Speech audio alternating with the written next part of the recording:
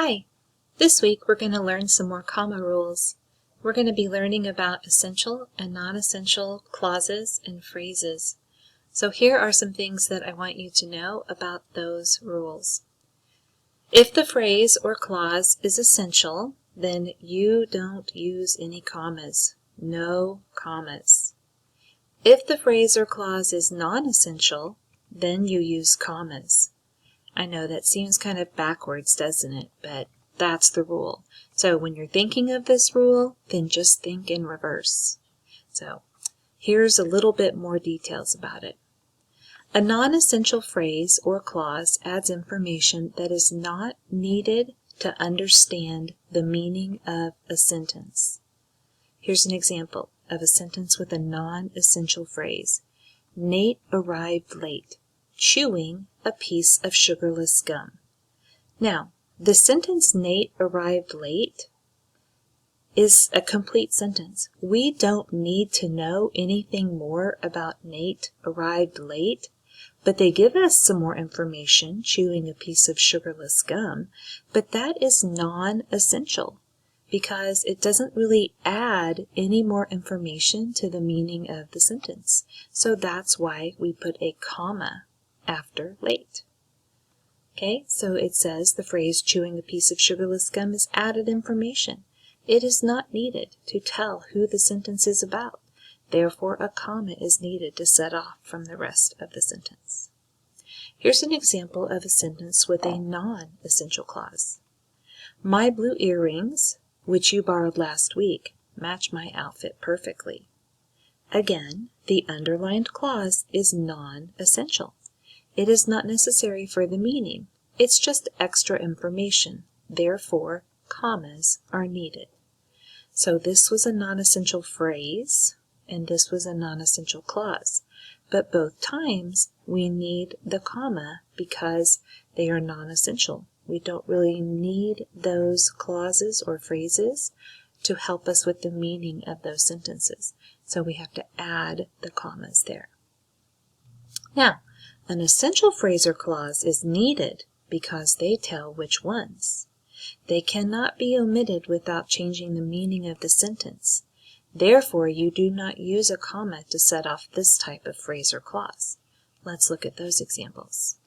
A sentence with an essential phrase, the girl laughing in the corner got in trouble. That is an essential clause. The girl who got in trouble is sitting in the corner. This phrase and clause are needed. Therefore, no commas are needed in those sentences.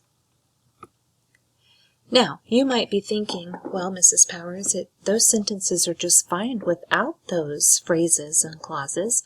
Like, for example, the girl got in trouble is a fine sentence, but laughing in the corner tells us more about which girl. So that's what makes it essential. Just like down here with this one, the girl is sitting in the corner. Well, yes, that's a fine sentence, but it tells us which girl. It's the girl who got in trouble. So that makes it an essential clause. So we have to make sure we don't put the commas there because it tells us more about who got in trouble.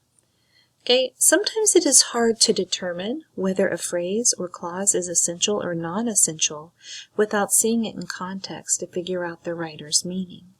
Both of the following sentences are correct, but they have different meanings. Look at this. The pie made with fresh blueberries was delicious. The pie made with fresh blueberries was delicious. In the sentence without the commas, the phrase tells which of the more than two pies was delicious.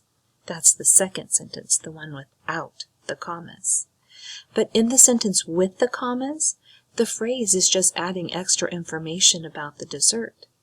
So you can see that the commas are making a big difference. Okay, down here in this second sentence, it's talking about which of the two pies was more delicious, and it was the one with the fresh blueberries. Up here, it was just telling us more about this pie. That's what makes it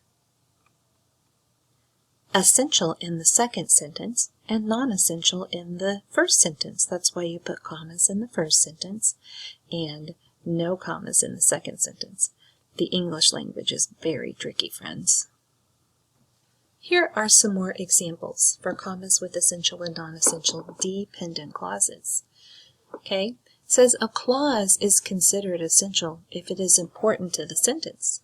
If it were removed from the sentence, the meaning would change.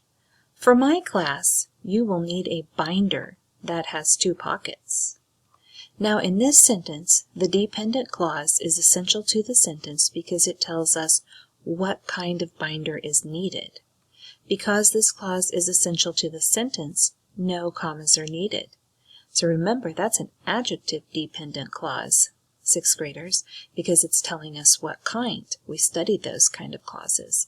So that is an essential clause, so it doesn't need a comma. Okay, let's look at this next one. My next-door neighbor has 3 cats that all have missing tails. In this sentence, the dependent clause is essential to the sentence because it is what the entire sentence is about. Okay, that was a noun clause. Dependent clauses that begin with the word that are almost always essential. And we talked about those kinds of dependent clauses that begin with the word that. Okay, so you must have that in that sentence or it just won't make any sense at all. And it is essential, so there's no commas. This one here does have commas, so it must be a non-essential clause. Let's look. My next-door neighbor, who drives a Honda, has 3 cats.